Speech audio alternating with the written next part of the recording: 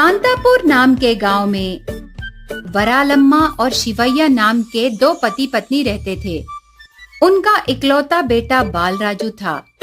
बालू को अस्वच्छ परिवेश और अस्वच्छ लोग बिल्कुल पसंद नहीं आते थे। यहाँ तक कि बदसूरत और अनाकर्षक युवा को भी सर उठाकर भी नहीं देखता, मतलब वो कितना अजीब मानव है। बेचारी इतने सालों से बहुत कष्ट सहकर उसका पालन पोषण करके बड़ा करती है वरालम्मा।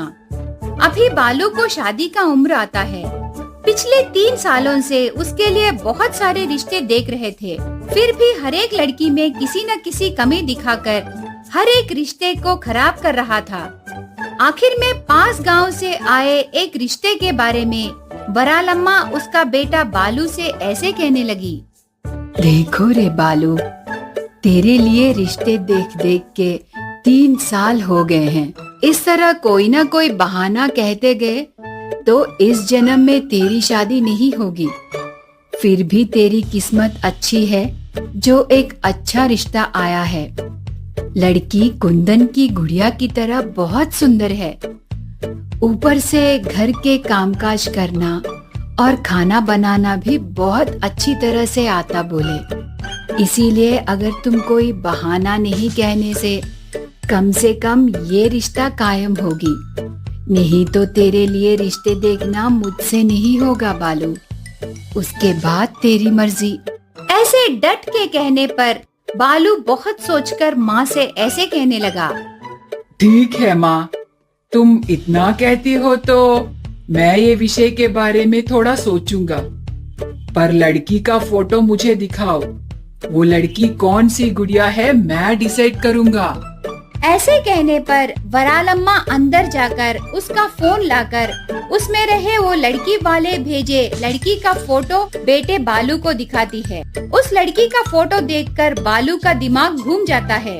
वो लड़की से शादी करना उसका भाग्य है जैसे लग रही थी उस लड़की की सुंदरता। दुल्हन की फोटो देखकर बालू उसके माँ से ऐसे कहने लगा। माँ, इतने दिनों से इतनी सुंदर लड़की को क्यों नहीं ढूंढे? अब और कुछ मत सोचो और जल्दी से इस रिश्ते को कायम करो। यही हमारी घर की बहू है माँ। ऐसे कहकर बहुत खुश होने लगता है। इतने दिनों बाद उसके बेटे को एक लड़की पसंद आने पर उसके बेटे का विचार बदलने से पहले ही शादी कराने की जल्दबाजी शुरू होती है वरालम्मा को। इसीलिए दुल्हन के माता पिता से मिलकर ऐसे कहने लगी। देखिए भैया, हमारे बेटे को आपकी बेटी बहुत पसंद आई। इसीलिए नजदीक में जो मुहूर्त रहेगा उसी मुहूर्त को हम शादी करा देंगे। ऐसे कहती है। तब लड़की का पिता ऐसे जवाब देने लगा। तुम्हारी बात सुनने के बाद बहुत खुशी हो रही है बहन, पर ये बच्चों की जिंदगी का विषय है ना, इसीलिए थोड़ा आगे पीछे पूरी तरह देखकर देर होने से भी परवाह नहीं, पर अच्छे मुहूर्त को ही बच्चों की शादी कराने से अच्छा रहेगा करके हमारा अभिप्राय है। ऐसे कहता है। उससे वरालम्मा की उत्सुकता को रोक पड़ती है। लड़की वालों की बात टाल नहीं सकती, लेकिन बेटे का दिल फिर से बदल जाएगा और इतना अच्छा रिश्ता हाथ से फिसल जाने का डर छुपा लेती है। इसीलिए उस क्षण उनकी बात मानकर घर चली जाती है। घर जाने के बाद बालू उत्सुकता से माँ से ऐसे कहने लगा। क्यों माँ, लड़की वाले शादी का मुहूर्त जल्दी रखने के लिए मान गए? कब रखे? इस हफ्ते में या इस महीने में? ऐसी इतनी सुंदर लड़की को देखने की उत्सुकता में पूछता है। नहीं रे बेटा, मुझे जो कहना था वो मैंने कह दिया, पर वो मुहूर्त के विषय में क्यों जल्दबाजी करना, आराम से देखकर रखेंगे करके बोले।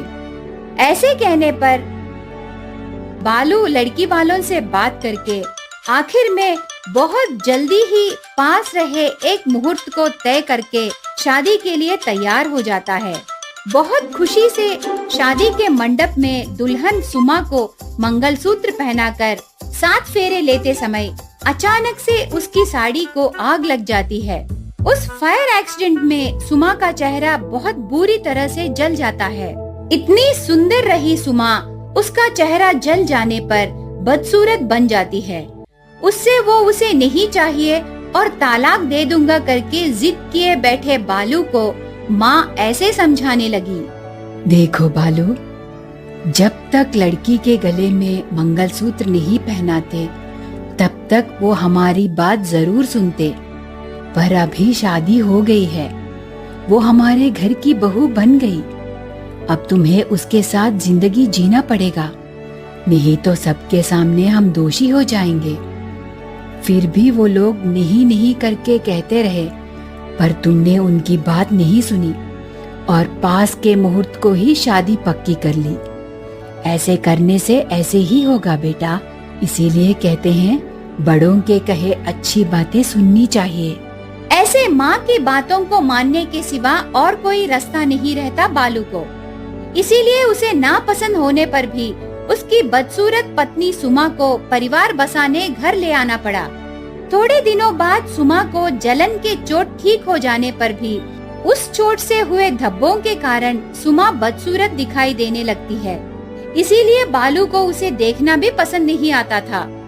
ये सब देखते हुए दुखी हो रही बहू से सास ऐसे कहने लगी, देखो बहू, मेरे बेटे का दिल छोटे बच्चों की तरह मानसिकता है, तुम्हें ही थोड़ा समझौता करना है, थोड़े दिनों में सब ठीक हो जाएगा। ऐसे बहू को मनाती है, पर दिन भर दिन उसकी बदसूरत पत्नी को बालू नफरत करना ज्यादा होने लगता है। ऐसे समय पड़ोस में रहे दादी आकर बहू से ऐसे कहने लगी, बेटी, भगवान ने तेरे विषय में थोड़ी छोटी नजर से ही सोचा है, पर क्या कर सकते हैं बता, नसीब ही ऐसी है। इसीलिए मैं एक व्रत बताती हूँ। इस प्रकार माता को 9 दिनों तक पूजा करने से तेरे पति का दिल बदल सकता है, तब तेरा परिवार बस जाएगा। इसीलिए उस माता पर भार डाल के इस व्रत को शुरू करना बेटी। ऐसे कहने पर वो विषय पति से कहती है, तब वो 1 रुपए भी नहीं दूंगा, चाहिए तो रहना, नहीं तो तेरे मायके को चले जा करके डांटता है। तब वो आसपास के बच्चों को ट्यूशन्स पढ़ाकर दादी के कहे व्रत को शुरू करती है। पर आखिरी दिन आने के बाद 3 बच्चों को कपड़े खरीद के खाना रखने से ही व्रत खत्म होगा, पर ऐसे करने के लिए उसके पास रहे पैसे कम होते हैं। इसीलिए सास से पैसे पूछती है। तब वो ऐसे जवाब देने लगी, देखो सुमा, इस विषय में मैं तुम्हारी मदद नहीं कर सकती। बचपन से ही मैं उसके गुस्से को जानती हूँ, उसके सिवा मैं कुछ नहीं कर सकती। अभी तक माता ने ही तुम्हारे साथ व्रत कराए ना, ये काम भी उसी को कराना है, इससे ज्यादा मैं और कुछ नहीं कह सकती। ऐसे उसकी मजबूरी को बहू से कहती है। तब वो आखिरी दिन भोजन कैसे रखना है करके सोचते समय 2 औरतें सुमा के पास आकर ऐसे कहने लगे, माँ, हम एक व्रत कर रहे हैं, आज आखिरी दिन है। 3 बच्चों को माता के रूप में मानकर भोजन रखना है, पर हमारे लिए खाना बनाने वाले नहीं आए। अगर तुझे खाना बनाना आता है तो हमारी मदद करो। यूं ही मत करो माँ, पैसे ले लो। ऐसे कहने पर सुमा बहुत खुश होकर तुरंत उनसे ऐसे कहने लगी, नहीं माँ, मुझे पैसे नहीं चाहिए। आज मैं भी भोजन रखना चाहती हूँ, पर नहीं हुआ, इसीलिए आपके साथ मैं भी भोजन रखती हूँ। ऐसे बोलने पर दोनों औरतें मान जाते हैं। बस सुमा खुश होकर तरह तरह के व्यंजन तैयार करती है। वो दोनों औरतों के साथ 3 बच्चों को भोजन के लिए बुलाकर उनको पेट भर खाना खिलाती है।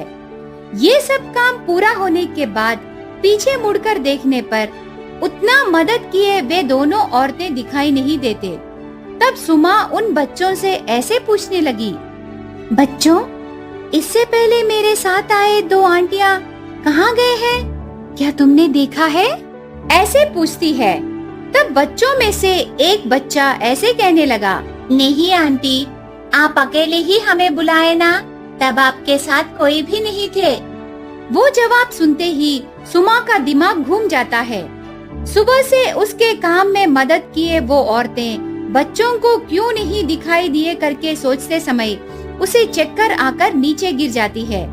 इतने में कहां से आए पता नहीं, उसका पति और सास वहां आकर देखने पर उसका बदसूरत चेहरा नहीं रहता और इससे पहले की तरह सुंदर बन जाती है। ये सब देखकर पति आश्चर्य हो जाता है। थोड़ी देर बाद सुमा पति और सास को वहां कैसे आए करके पूछती है। तब पति ऐसे जवाब देने लगा, पता नहीं सुमा, दो औरतें आकर मुझसे मिलकर तुम ऐसे गिर गई करके बोले। वो बात सुनते ही मेरे अंदर कुछ नया बदलाव आकर तेरे ऊपर गुस्सा और चिड़चिड़ापन जाकर तुझे क्या हुआ करके डर लग के भाग कर आ गया। यहाँ आकर देखने के बाद तेरे जले हुए धब्बे गायब होकर तू पहले की तरह सुंदर औरत में बदल कर पड़ी रही। ऐसे कहता है। तब वरालम्मा ऐसे कहने लगी, अभी तक ये सब समझ में नहीं आया क्या?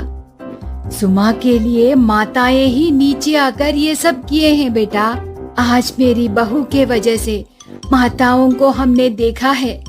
ये भाग्य पूरा हमारा सुमा का ही है बेटा। ऐसे बहू की बहुत तारीफ करती है। उसके बाद वे दोनों माँ बेटे उनके गलतियों के लिए सुमा से माफी मांगकर उसके साथ मिलकर घर जाते हैं। उसके बाद सब मिलकर खुशी से जीने लगे।